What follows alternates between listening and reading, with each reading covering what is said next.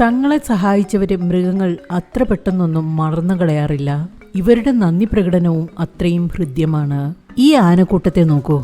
ഒരു മഴ വന്നപ്പോൾ തങ്ങളെ പരിചരിക്കുന്ന ആൾ നനയാതിരിക്കാൻ അവർ എടുക്കുന്ന മുൻകരുതലുകൾ എന്താണെന്ന് കണ്ടില്ലേ? ആനകളുടെ സ്നേഹവും ശ്രദ്ധയും കരുതലുമാണ് ഇത്തരം സംഭവങ്ങൾ വെളിവാക്കുന്നത്.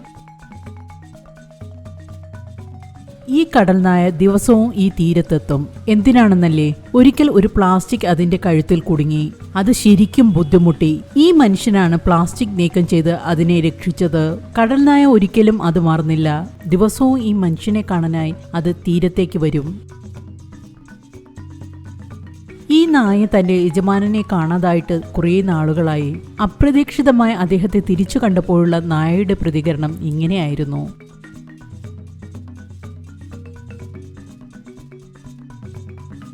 ഈ കഥ ബെഞ്ചമിൻ്റേതാണ്. കുറച്ച് വർഷങ്ങൾക്ക് മുമ്പ് ഒരു കൊമ്പനാന ബെഞ്ചമിന്റെ അടുത്തേക്ക് വന്നു. കാട്ടാനകൾ പൊതുവെ അങ്ങനെ ചെയ്യാറില്ല. ബെഞ്ചമിനും കൂട്ടരും നോക്കിയപ്പോൾ അതിന്റെ കാലിൽ ഒരു അമ്പ് തറഞ്ഞിരിക്കുന്നു. ഒടുവിൽ അദ്ദേഹം വെറ്റിനറി ഡോക്ടറെ വരുത്തി മുറിവ് ചികിത്സിച്ചു. പക്ഷെ ഇന്നും ഇടയ്ക്കിടയ്ക്ക് ആന ബെഞ്ചമിന്റെ സുഖവിവരങ്ങൾ അന്വേഷിക്കാനായി വരും.